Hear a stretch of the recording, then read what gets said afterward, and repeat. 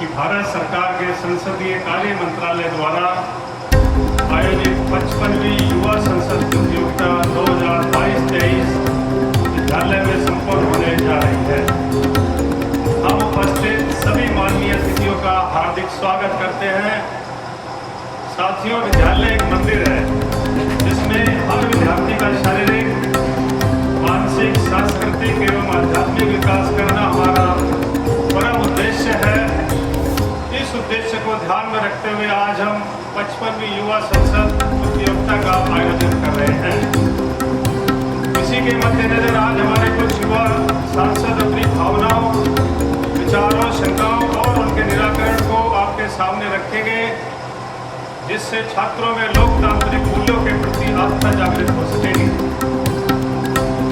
और आज की युवा पीढ़ी राजनीतिक समस्याओं के समाधान की रचनात्मक कार्यवाही में अपना अमूल्य योगदान दे सकेगी। साथियों, हम प्रभुता संपन्न लोकतांत्रिक गणराज्य के नागरिक हैं, इसलिए संसदीय गतिविधियों में युवा नेताओं के प्रशिक्षण एवं सहयोग की जरूरत है। हम इस प्रतियोगिता के माध्यम से छात्रों में अपनी उचित बातों को साहस और सम्मान के साथ दूसरों के सामने रखने तथा दूसरों की बातों को सहनशीलता के साथ सुनने का गुण विकसित करना चाहते हैं। संपूर्ण कार्रवाई को ध्यान से देखें और सुने तथा इन भावी युवा सांसदों का मनोबल एवं उत्साहवर्धन करें। हम इस प्रतियोगिता में सहयोग देने वाले सभी अधिकारीगण एवं अध्यापकों के प्रति आभार व्यक्त करते हैं। 55वीं युवा संसद प्रतियोगिता में भाग लेने वाले युवा सांसदों का, मेरा और हम सभी अध्यापकों का और आगंतुकों का शुभ आशीर्वाद। इस युवा संसद प्रतियोगिता को देखने से युवाओं को एक नई दिशा मिलेगी, ऐसा हमारा विश्वास है। धन्यवाद।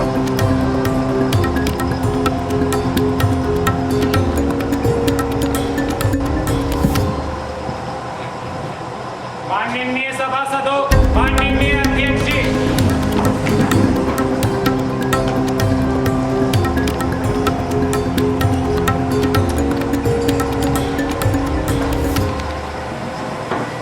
श्री महासचिव जी, श्री निशान जो नई दिल्ली संसदीय क्षेत्र से निर्वाचित हुए हैं, अब आप शपथ ग्रहण करेंगे, अपना प्रतिज्ञा करेंगे। मैं शपथ ग्रहण करूँ। आप किस भाषा में शपथ लेना चाहेंगे? श्रीमान, हिंदी भाषा में।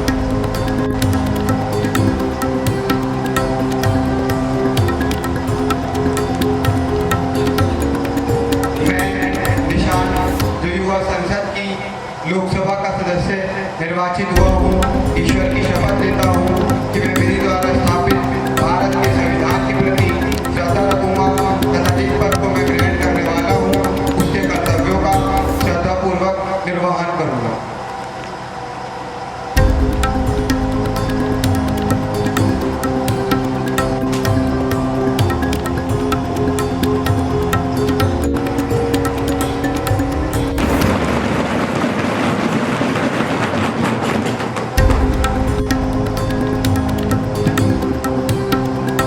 माननीय सदस्यगण, आज हम सभी 2 महीने के बाद मिल रहे हैं और मेरा एक कर्तव्य है कि मैं सदन के माध्यम से सभी सांसदों व समूचे राष्ट्र को माननीय राष्ट्रपति श्री प्रणब मुखर्जी के निधन की दुखद सूचना दूं। वह भारतीय राष्ट्रीय कांग्रेस के वरिष्ठ नेताओं में से एक थे। उन्होंने 25 जुलाई 2012 को भारत के 13वें राष्ट्रपति के रूप में पद और गोपनीयता की शपथ ली। वह कई बार विभिन्न मंत्रियों के तौर पर देश को अपनी सेवाएं दे चुके हैं। वह एक महान अर्थशास्त्री, एक महान वक्ता, योग्य व जिम्मेदार सांसद भी थे। उन्हें पक्ष और विपक्ष समान रूप से आदर देता था और वह सदन की कार्रवाई में विशेष रुचि रखते थे। मुझे बहुत दुख व पीड़ा के साथ यह कहना पड़ रहा है कि उनका 31 अगस्त 2020 को नई दिल्ली में लंबी बीमारी के कारण निधन हो गया। वह 84 वर्ष के थे। ईश्वर उनकी आत्मा को शांति माननीय राष्ट्रपति प्रणब मुखर्जी के निधन पर सभा ने शोक व्यक्त अचानक निधन पर श्रद्धांजलि अर्पित करता हूँ। भारत के पूर्व राष्ट्रपति भारत रत्न श्री प्रणब मुखर्जी के निधन से मुझे गहरा आघात लगा है। यह मेरे लिए व्यक्तिगत क्षति है। प्रणब दा से मेरा रिश्ता बहुत पुराना है। उनके साथ अनेकों मुद्दों पर वैचारिक संवाद होता रहता था। मैं किसी भी कठिन परिस्थिति को बहुत आसानी से सुलझा लेता था। उनका निधन राज्य के लिए अपूर्णीय क्षति है। मैं उनके परिवार के लिए संवेदनाएं प्रकट करता हूँ और ईश्वर से उनकी आत्मा की शांति के लिए प्रार्थना करता हूँ। उनके निधन पर बस मैं इतना ही कहना चाहता हूँ, किसी के चले जाने से समय कहाँ रुक पाता है। किसी के चले जाने से समय कहाँ रुक पाता है। धीरे धीरे ही हर जन्म भी बनाता है। आपकी कमी को मगर कैसे पूरा कर पाएंगे, आपकी कमी को मगर कैसे पूरा कर पाएंगे। आप हमेशा हमेशा India's former president Pranab Mukherjee was a great pillar in Indian politics. He passed away at the age of 84. His charisma and wisdom always proved a troubleshooter in difficult situations for the party. He was a man of soaring intellectual wit and calculated precision. He became a member of the upper house at the mere age of 24. That showed his capabilities as a leader. He was an effective speaker, proficient administrator, and a successful leader. I can say he was an unparalleled leader. People across the parties used to respect him for his behavior and contribution to the country for more than 5 decades. Under his tenure, the nation saw some big changes that further contributed in the faster development of the country. He took calculated and wise decisions when needed. He was always neutral towards all parties, groups, and took important decisions without hesitation. Nation will remember him for many years to come. I believe the youth that is going to take the country in their hands in the coming time will take inspiration from him and continue to make the country a better place like Pranab Da did his school life. My heartiest condolences are with his loved one and family far away from party politics. शोक प्रकट करने के लिए 2 पल मौन खड़े हुए।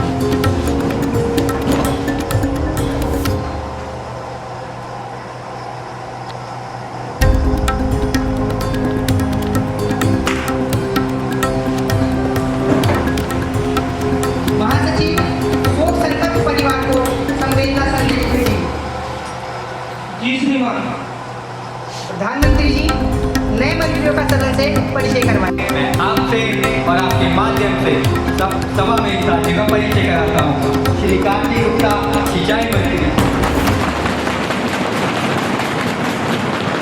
श्री अजीत आपूर्ति मंत्री,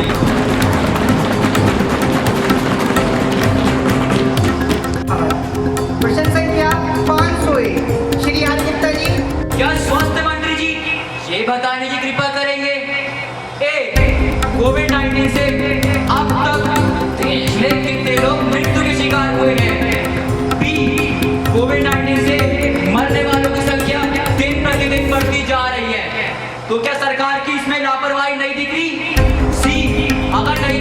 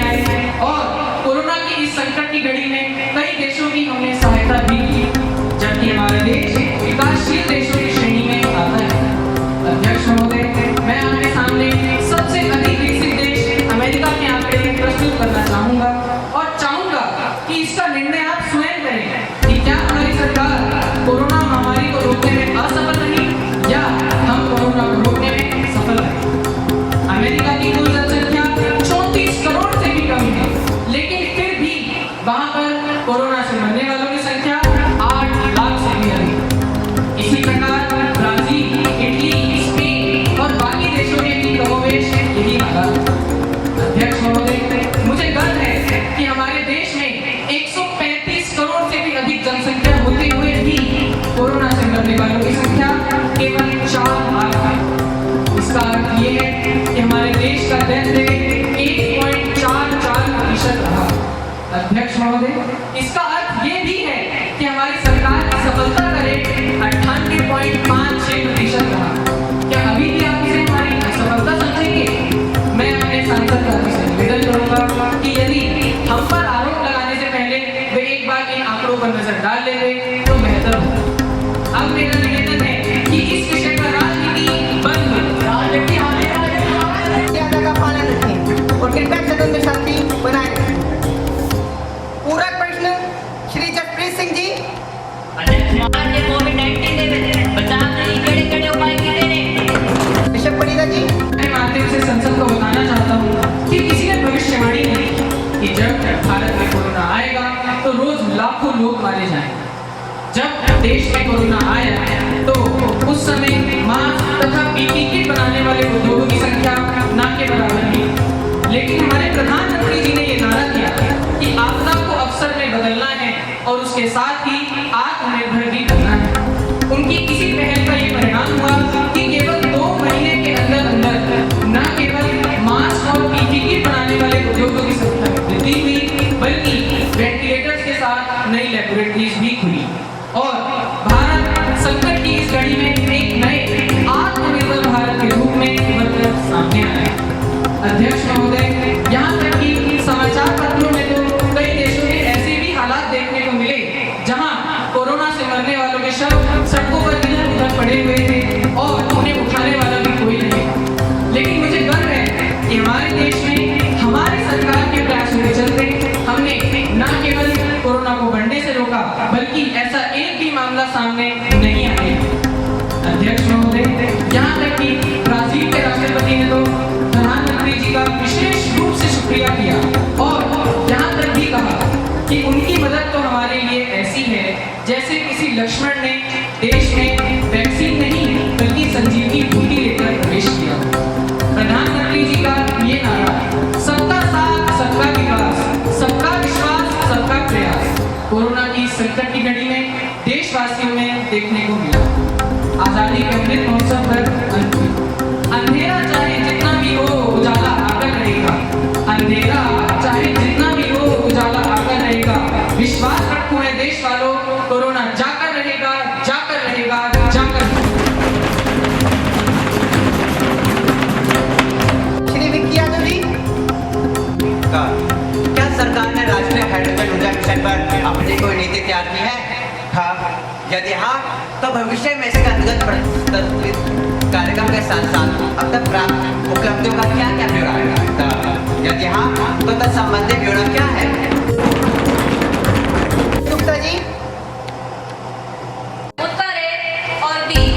आजादी के अमृत महोत्सव पर मैं आपके माध्यम से युवा सदन को बताना चाहता हूँ कि 15 अगस्त 2021 को माननीय प्रधानमंत्री जी ने स्वतंत्रता दिवस के भाषण में राष्ट्र को संबोधित करते हुए कहा कि देश की प्रगति और आत्मनिर्भर भारत बनाने के लिए हमें ऊर्जा के क्षेत्र में आत्मनिर्भर होना बहुत आवश्यक है। इसके अंतर्गत प्रधानमंत्री जी ने राष्ट्रीय हाइड्रोजन ऊर्जा मिशन के शुभारंभ की घोषणा की और इसे बनाने का लक्ष्य भी बताया है। भारत हरित राष्ट्रीय हाइड्रोजन ऊर्जा उत्पादन एवं निर्यात के लिए एक ग्लोबल हब बनाने के लक्ष्य की बात भी कही। जहाँ तक अध्यक्ष की उपलब्धियों की बात है तो सरकार ने अक्षय ऊर्जा क्षेत्र में महत्वाकांक्षी लक्ष्य निर्धारित किए हैं जिससे हाइड्रोजन ऊर्जा को बढ़ावा देने से हमारे देश को इस दिशा में आगे बढ़ने में मदद मिलेगी। परंतु अध्यक्ष जी, मेरी बात से ज्यादा महत्वपूर्ण मेरे प्रिय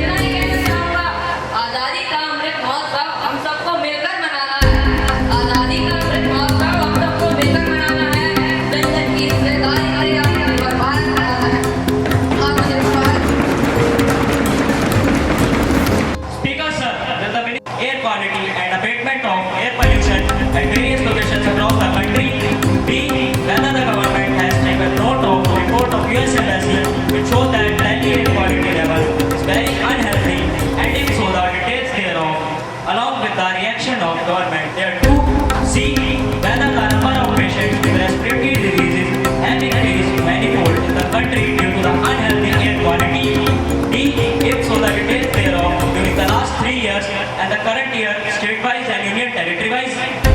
मिस्टर सिद्धांत Pandey ji, Policy for regulation of air quality and abatement of air pollution at various locations across the country includes formulation of industrial emission norms.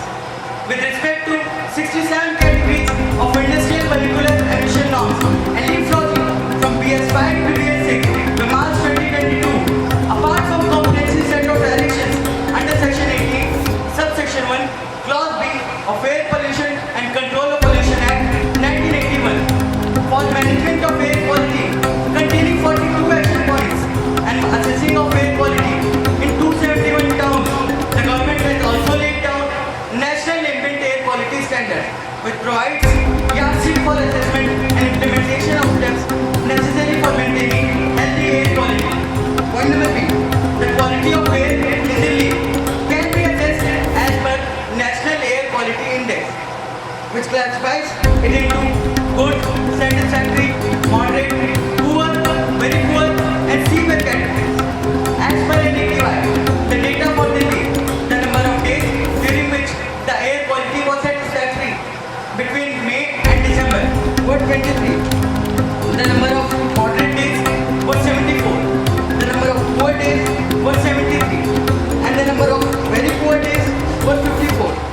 The number of severe days was 8. During 2021, number of satisfactory. now क्या है statement quickly? Okay, sir. Number of poor days was 120. And the number of very poor days was 97. The number of severe days in 2019 and 2021 were 8 and 28 respectively. During January to March 2022, the NAQI varies between moderate and very poor. The number of moderate days was 13. Number of poor days were 39. And the number of very poor days were 24. The data relating to air quality index for Delhi is annexed. Point number C and D. While there has been minimal increase in number of patients with respiratory disease, the data does not reflect a manifold decrease. Further, air pollution is one of the most aggravating factors for respiratory diseases. There are several other factors also that may lead to respiratory ailments like smoking, age, genetic cause, etc. Thank you. Supplementary Which steps, if or not, are being taken by the government in this regard? Pandey ji, Steps have been taken by the government to address the air pollution in the National Capital Region. These includes the formulation of National Air Quality Index, promotion of cleaner production processes, introduction of cleaner fuels like compressed natural gas, liquid petroleum gas, etc. Establishment of monitoring network for assessing ambient air quality, issuing of directions under Section 18 of Air Pollution Act, and establishment of graded response for Delhi and NCR. The government also plans to launch the National Air Quality Index by 2017 and universalize the fuel standards by 2022. Thank you. Mister Madhur Tiwari, Speaker sir, today entire country delayed got the price rise, which the Minister of Agriculture will wish to state. The causes for the rise in price is essential to reduce. Whether any step have been taken to check the price rise? If so, detail is there all. Agriculture mister Ganj Kaushik, Speaker sir, the prices of essential commodities is one of the most important issues that have affected a sizable section of our society. And uncertain monsoon has created a serious situation in the country, which has affected not only agriculture but particularly the farming community in several states. Sir, rise in prices of crude oil and petroleum products have also posed a big problem, which has adversely affected economies of the world, and economies of developing countries have been badly hit. Huge gap has emerged. लेकिन अध्यक्ष सरकारी बढ़ाई बढ़ाई के नाम पर महंगे दाम में बेच रहे हैं। उद्योगपति ने कई सरकार को चुनावी चंदा तो नहीं दिया, जो देश इनकी मनमानी छूटे और देश की कई खबर की जा रही है। Mister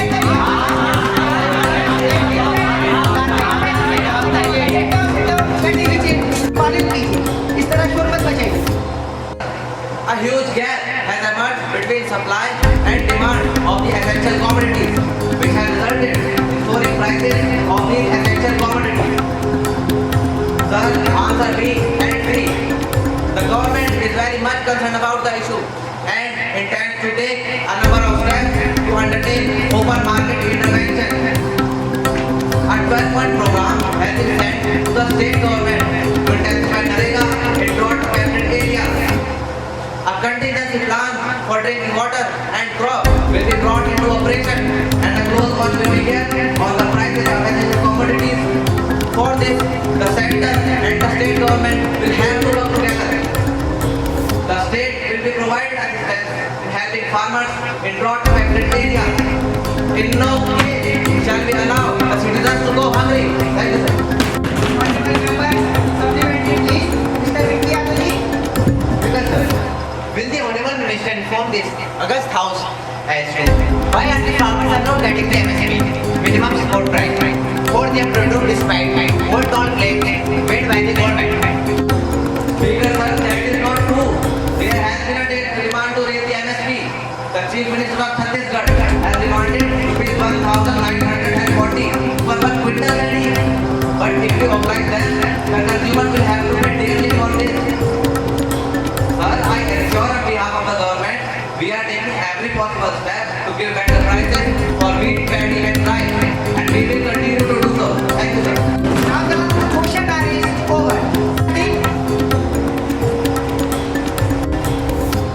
Honorable Minister Casting, Mr. Bhavya. First, a copy of the annual report Indian English version of the Children's Film Society India, Mumbai for the year 2020-21, along with a review document. Second, a copy of the review Indian English version by the government of the working of the Children's Film Society India, Mumbai for the year 2021-22. Thank you, sir.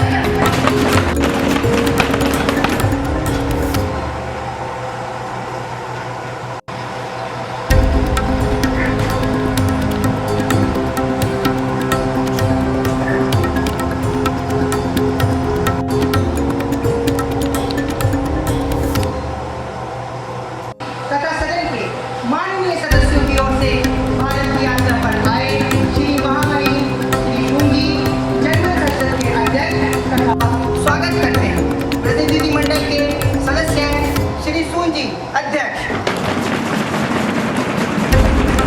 Shri George उपाध्यक्ष, Shri Robert संसद सदस्य। यह एक उच्च स्थान प्राप्त प्रतिनिधिमंडल है। प्रतिनिधिमंडल मंगलवार 10 मई 2022 को भारत की यात्रा पर यहाँ पहुँचा है। अब अपने देश में उनकी सुखद लाभकारी यात्रा की कामना करते हैं। हम उनके माध्यम से जर्मन सरकार तथा जर्मन के मित्र लोगों को हार्दिक शुभकामनाएं देते हैं। प्रस्ताव पर चर्चा होगी। शिक्षा मंत्री ध्यान आकर्षण प्रस्ताव पर चर्चा करेंगे। श्री रुद्र। सरकारी और प्राइवेट स्कूलों में ऑनलाइन कक्षाएं चल रही हैं, मगर सवाल यह है कि जिन घरों में लॉकडाउन के चलते 2 वक्त की रोटी का जुगाड़ भी मुश्किल हो पा रहा है, उनके बच्चे ऑनलाइन कक्षाओं में कैसे जुड़ पाएंगे? क्या उनके घर में स्मार्टफोन है और है भी तो पहले से ही मुश्किलों में जी रहे हैं? क्या इस महंगाई में वह मोबाइल रिचार्ज करवा सकते हैं? मैं मंत्री जी को इस विषय की ओर ध्यान आकर्षित करना चाहूँगा और चाहूँगा कि मंत्री जी इस विषय पर सदन में वक्तव्य दें। मंत्री जी श्री शौर्य शर्मा। आज पूरे विश्व में कोरोना महामारी फैली हुई है। ऐसे समय में हमारी सर्वोच्च प्राथमिकता लोगों के जीवन को बचाना है। जान है तो जहान है, और लोगों का जीवन बचाने का यह उद्देश्य भविष्य की सफलता है। कोरोना वायरस महामारी ने दुनिया भर में शिक्षा को भी प्रभावित किया है। आज 40 देशों में घोषित लॉकडाउन के कारण स्कूल और कॉलेज पूरी तरह बंद रहे हैं या अभी भी बंद हो सकती है, जिस वजह से 421 मिलियन से अधिक छात्र प्रभावित हुए हैं। अतः मैं सदन में बताना चाहूँगा कि ऐसे समय में भारत की शिक्षा प्रणाली पर भी इसका बहुत गहरा असर पड़ना स्वाभाविक है। इस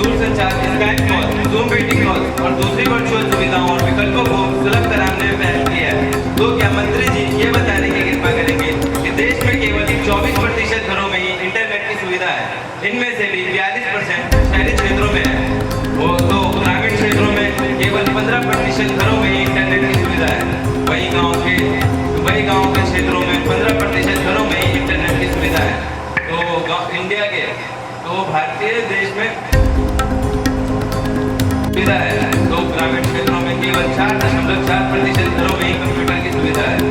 क्या इससे ऐसा नहीं लगता कि सरकार आधी अधूरी तैयारी के साथ ऑनलाइन शिक्षा की ओर बढ़ी है और ये कुछ ही बच्चों के लाभ के लिए ये कदम उठाए जा रहे हैं? सरकार ने ऐलान किया था कि स्कूल कॉलेज छात्रों के लिए ऑनलाइन शिक्षा का प्रबंध करें, लेकिन देश के बड़े शहरों आने वाले छात्रों को पढ़ाई शुरू करने के लिए स्कूल कॉलेज का बहुत समय लग गया। जिन स्कूल कॉलेज के पास बड़े पैसों की कमी नहीं थी, अब जरा सोचिए कि हमारे देश के छोटे शहरों गाँव में क्या हाल हुआ होगा।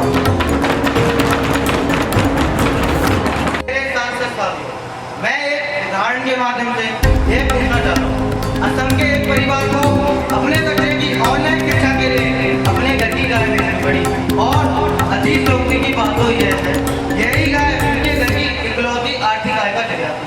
परंतु बच्चे की ऑनलाइन शिक्षा के लिए स्मार्टफोन की भी अति आवश्यकता है, जिसके चलते परिवार को ये कदम उठाना पड़ा। अंत में केवल मेरा एक ही प्रश्न है, हमारे सामने ऐसे अनेक मामले हैं, उनका क्या हाल है, कृपया मुझे स्पष्ट करें। धन्यवाद। श्री गौरव सिंह जी। मेरे युवा संसद के साथी ने ध्यान से मंत्री जी की बात नहीं सुनी, वरना मैं ऐसा प्रश्न नहीं करते। इसमें मंत्री जी ने बताया कि सरकार इस स्थिति से निपटने के लिए तैयारी कर रही है, जिसमें देश में इंटरनेट और स्मार्टफोन की सुविधा देने पर विचार कर रही है और छात्रों को लैपटॉप भी देने की तैयारी में है। धन्यवाद। की इस सारी तस्वीर को देखते हुए ऐसा लग रहा है कि भारत में शिक्षा पलक झपकते ही ऑफलाइन से ऑनलाइन के मोड पर चली जाएगी। मंत्री जी श्री शौर्य शर्मा। मैं सदन में बताना चाहता हूँ कि सरकार बहुत गंभीरता से ऑनलाइन पढ़ाई के सुधार के लिए तत्पर है, जिसके अंतर्गत शिक्षा मंत्रालय ने भारत पढ़े ऑनलाइन अभियान की शुरुआत की है। इस अभियान का मकसद है कि ऑनलाइन पढ़ाई को बेहतर और बेहतर बनाया जा सके। इस संबंध में सरकार ने NCERT के विशेषज्ञों से भी सुझाव मांगे हैं। ध्यान दें कि इस पूरी कवायद का मकसद भविष्य में ऑनलाइन शिक्षा की राह में आने वाली बाधाओं और चुनौतियों से पार पाना है। देश में 50 करोड़ से अधिक लोग इंटरनेट का इस्तेमाल करते हैं। 2022 तक ये संख्या 80 करोड़ के पार कर जाएगी। दूरस्थ शिक्षा के लिए भी ऑनलाइन माध्यम सबसे कारगर माना गया है। इस बीच सरकार ने खुद ही बस्ता और डिजिटल इंडिया जैसे अभियान शुरू किए हैं। अध्यक्ष महोदय, अंत में मैं सदन को विश्वास दिलाना चाहता हूँ कि छोटे शहरों और गाँव में और गरीब लोगों को अब अच्छी ऑनलाइन शिक्षा देने में सरकार किसी भी तरह की कोताही नहीं करेगी और छात्रों को ऑनलाइन शिक्षा में आत्मनिर्भर बनाएगी। धन्यवाद।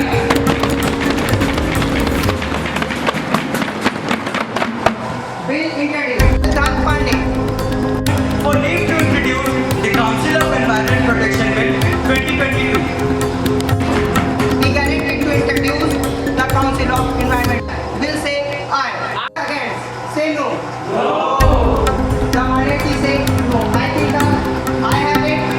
I, Minister of Environment and Forest. Speaker, I introduce the bill.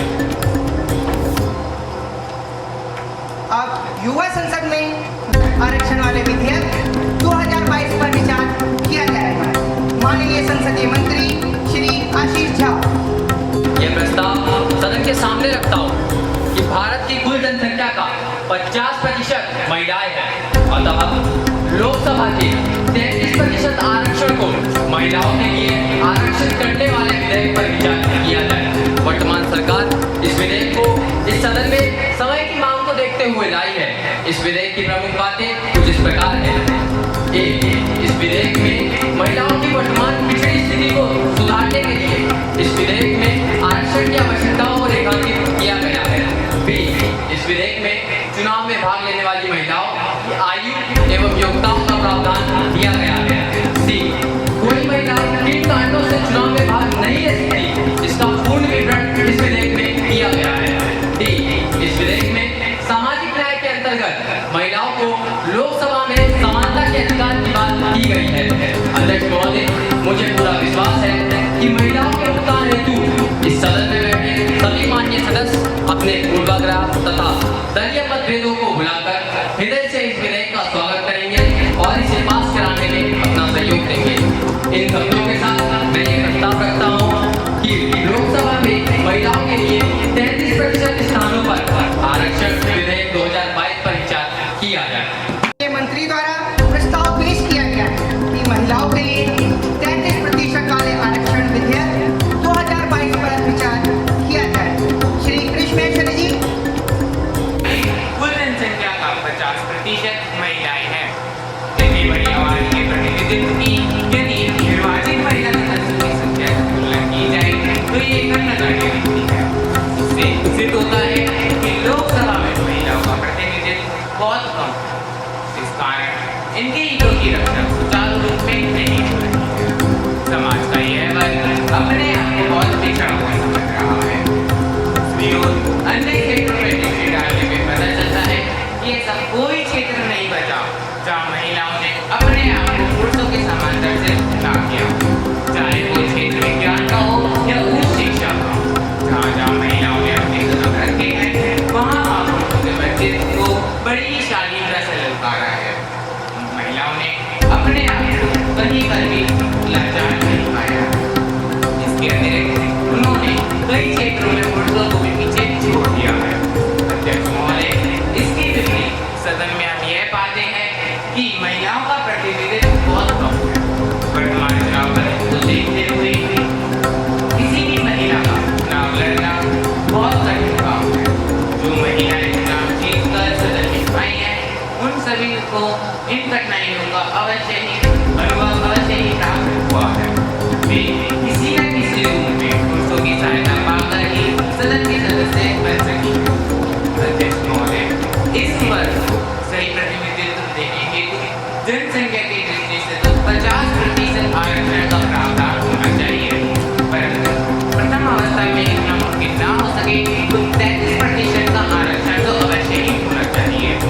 समय की मांग को देखते हुए अगर ऐसा ना किया गया तो समय और भावी पीढ़ी हमें इस भूल के लिए कभी क्षमा नहीं करेगी। अतः मैं इस विषय का समर्थन करता हूँ और अंत में मैं कुछ पंक्तियों के साथ अपनी बात समाप्त करता हूँ कि महिलाएं हैं देश की तरक्की का आधार। महिलाएं हैं देश की तरक्की का आधार।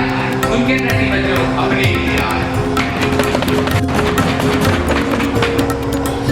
महिलाओं की संख्या भारत की कुल जनसंख्या की आधी है तथा कुछ महिलाओं ने कुछ क्षेत्रों में बहुत अच्छे काम किए। इन महिलाओं की संख्या उंगलियों पर गिनने लायक है, क्योंकि ये वो महिलाएं हैं जो विशेष परिवारों से हैं तथा इन्हें विशेष परिस्थितियां प्राप्त है। भारत में महिलाओं को कभी निम्न नहीं समझा गया, क्योंकि यत्र नास्तु पूज्यन्ते रमन्ते तत्र देवता उक्ति भारत में चरितार्थ है, जहाँ महिलाओं को आदर की दृष्टि से देखा जाता है। यद्यपि समाज में इनका कार्य क्षेत्र अलग अलग रहा है। इनकी निपुणता उस कार्य क्षेत्र में जग जाहिर है। इन्होंने सदैव घर को संभाला है। इन क्षेत्रों से निकलकर महिलाओं ने जिस किसी दूसरे क्षेत्र में प्रदर्शन किया है वहाँ पर समाज स्थिति बिगड़ी है। उस समाज की भावी पीढ़ी अपने मन से भटकी है तथा उनका भविष्य अंधकार में हुआ है। अतः आरक्षण विधेयक पर विचार करने से पूर्व इन पहलुओं पर विचार करें। इन शब्दों के साथ मैं इस विधेयक का विरोध करता हूँ।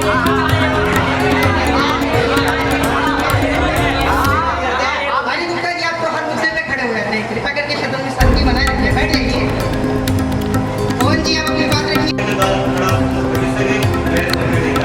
दुनिया भर में भारत को एक नए दृष्टिकोण के साथ देखा जा रहा है। ऐसे समय पर भारतीय समाज का बड़ा वर्ग देश की सर्वोच्च संस्था प्रतिनिधित्व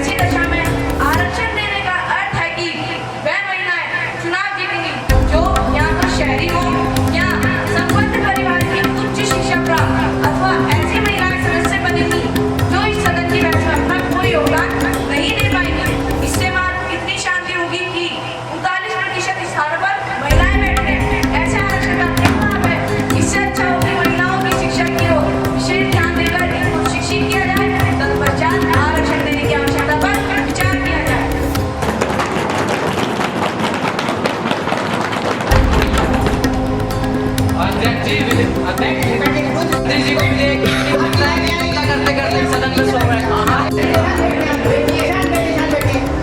कृपया सदन की मर्यादा का पालन कीजिए। की पंचायत में बैठना या उसमें भाग लेना एक सहज कार्य है, पर गांव से बाहर शहरी क्षेत्र की सदन की कार्यप्रणाली में भाग लेना सुगम नहीं है। स्वतंत्रता प्राप्ति के 75 वर्ष में हुई वैज्ञानिक प्रगति तथा आधुनिकता के वाशीभूत ग्रामीण क्षेत्रों और दूर दराज के क्षेत्रों तथा आदिवासी क्षेत्रों की महिलाओं को अपना घर या गाँव छोड़ने में झिझक होती है। ऐसी दशा में वह कैसे चुनाव लड़ सकेगी? भारत की महिला जनसंख्या का 80% इन क्षेत्रों में है, तो केवल संपन्न परिवार की शिक्षित महिलाएं इस आरक्षण का लाभ उठा पाएंगी। क्या ये आरक्षण का सही स्वरूप है? पिछड़ी जाति महिलाओं के विषय में क्या विचार किए गए हैं? उनको किस प्रकार उचित प्रतिनिधित्व मिल पाएगा? क्या उनके लिए अलग से कोई आरक्षण नीति अपनाई जाएगी?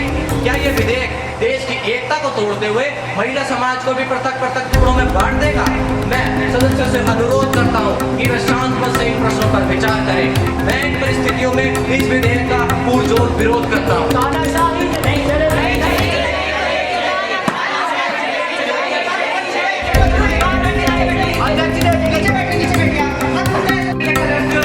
इस विधेयक के पक्ष तथा विपक्ष में बहुत से विचार मिले। मैं इस सदन का ध्यान सदन की वर्तमान अवस्था की ओर दिलाना चाहता हूँ। क्या इस सदन में प्रत्येक व्यक्ति नामजद है? क्या सन 1952 से लेकर सदन के कुल सदस्यों की शिकायत परिवर्तन देख रहे हैं? निश्चित रूप से हम ये पाते हैं कि वर्तमान सदन सदस्य 1952 सदन के सदस्य से अधिक शिक्षित हैं। समय के साथ साथ प्रत्येक क्षेत्र में परिवर्तन आता है। महिलाओं में भी जरूरत आएगी। जब ये प्रारंभ होगा तो विभिन्न प्रकार की मुश्किलें तो सामने आएंगी। तब के अभी उचित समय है। हमारी भारत की नारी पूर्णतः जागरूक है। इनमें संचार माध्यमों से जागरूकता बढ़ी है। अब वह पहले के समान खूब मंजूर नहीं रही। समय समय पर होने वाले चुनाव महिलाओं की जागरूकता का संकेत देते हैं। हम इनके अधिकारों को जान समय तक अनदेखा नहीं कर सकते। विश्व के कई देशों का प्रमाण हमारे सम्मुख है। समाचार पत्रों द्वारा यह भी पता लगता है कि विधानसभाओं या तक की लोकसभाओं में भी असामाजिक तत्व प्रवेश कर चुके हैं। कम से कम महिलाओं को अपनी शिकायत करने को नहीं आएगी। अतः समय की मांग को ध्यान में रखते हुए तथा 50% वर्ग की प्रगति तथा भागीदारी को ध्यान में रखते हुए मैं लोकसभा में महिलाओं के लिए 35% स्थान के आरक्षण पर विधेयक का पूर्ण मन से समर्थन करता हूँ तथा सदन के सभी साथियों से अनुरोध करता हूँ कि वे इस विधेयक का सर्वसम्मति से अनुमोदन करके भारत के उज्जवल भविष्य के निर्माण में भागीदार बने। अंतिम में सदन से यही कहना चाहूँगा, अपने हौसले से नारी हर एक ऊंची उड़ान। अपने हौसले से नारी हर एक ऊंची उड़ान। ना कोई शिकायत ना कोई प्रकार।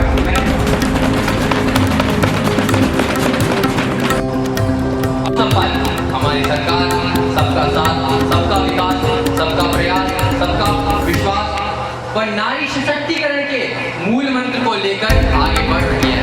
हम 2022 में इस पर विचार कर रहे हैं, जबकि अनेक देश जैसे पाकिस्तान, बांग्लादेश व नेपाल में महिलाओं को यह अधिकार बहुत पहले दिया जा चुका है। जब तक महिलाओं की आवाज नहीं सुनी जाएगी तब तक सच्चा लोकतंत्र नहीं आ सकता। मुझे इस बात की बेहद खुशी है कि सरकार की तरह विपक्ष भी इस विषय में रुचि ले रहा है और उसकी सहमति बन रही है। इसलिए अंत में मैं एक बार आपके समर्थन से इस विधेयक को इस सदन में लागू करवाने का सहयोग चाहता हूँ। मुझे लगता है मैंने सदन में बैठे अपने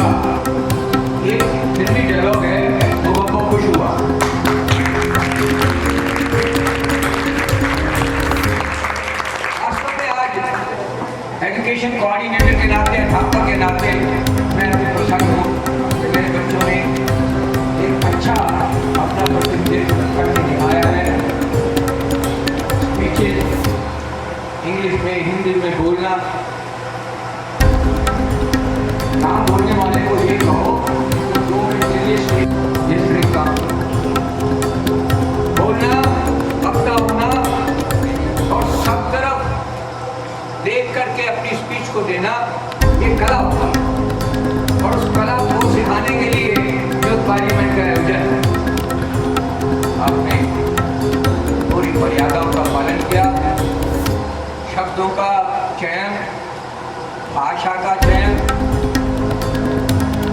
और जो विषय थे वो अति उत्तम और मार्मिक थे। अब मैं इसमें फर्स्ट सेकंड थर्ड ना लें, नंबर 1 तो कह दिया, बाकी अध्यापक देखेंगे, लेकिन मैंने जो अच्छी वर्किंग देखी वो में गौरव कौशिक, खड़ा हो जाए, कहाँ है गौरव कौशिक?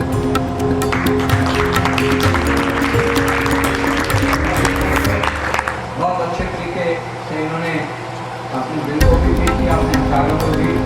उसके बाद ऋषभ है हेल्थ मिनिस्टर, जिससे डर लगता है, नाम से भगवान भी डरता है ना, तो मैं लीडर ऑफ दी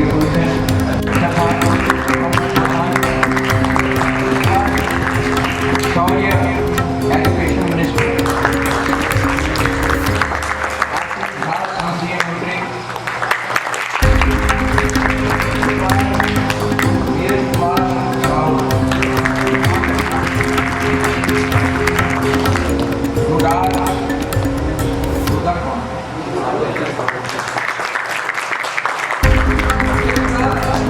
इंट्रप्शन आपने देखा होगा, बीचों बीच जैसे मेहनत आकर पड़ता है तो मधुराम तिवारी थे, इसने भी बहुत था, लेकिन उनकी उपस्थिति भी सबका रोल कहीं कमी नहीं थी, सब बहुत अच्छे। अब मान लो अगर 8-10 आदमियों की सूचना होती है, otherwise I appreciate all the members of Parliament, whether the party or not.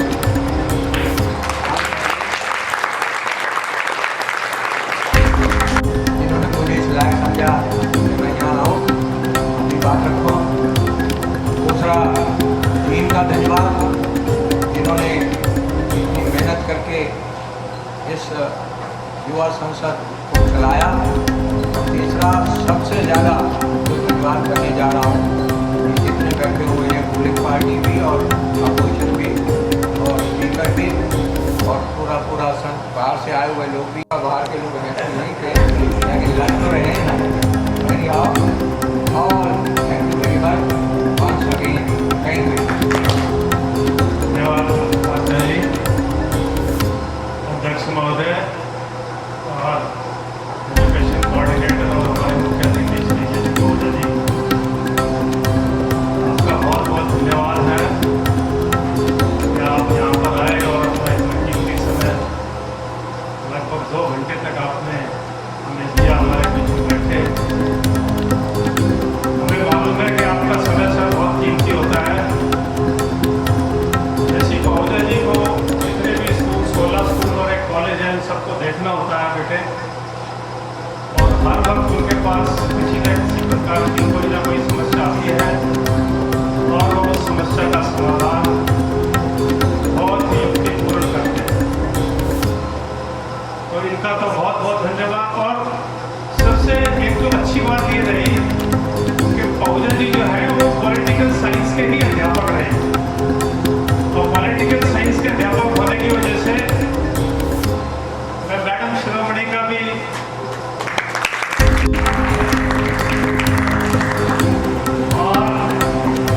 और चलिए उनके द्वारा उनका स्वागत करें।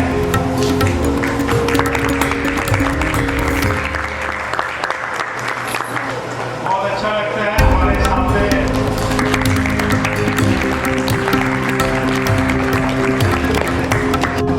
आपसे जुड़ना चाहिए, तो आपको देखने के लिए वो आ गई है। प्यारे बच्चों, इस टीम का बहुत बहुत धन्यवाद करूंगा, न केवल 3 अध्यापकों का, क्योंकि हमारे नरेंद्र जी, संदीप शर्मा जी और आरके पार्चा जी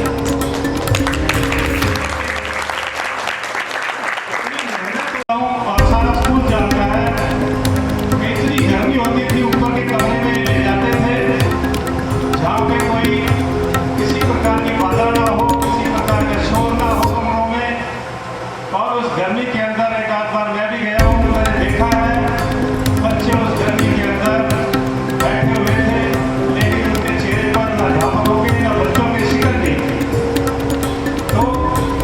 तीनों का विशेष धन्यवाद देता हूँ और बाकी अध्यापकों का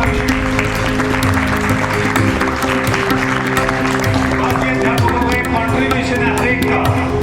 उन्होंने अपनी क्लास से बच्चों को छांटने में मदद की है। बाकी अध्यापकों ने बताया कि ये बच्चा अच्छा बोलता है, ये बच्चा सिंसियर है। तमाम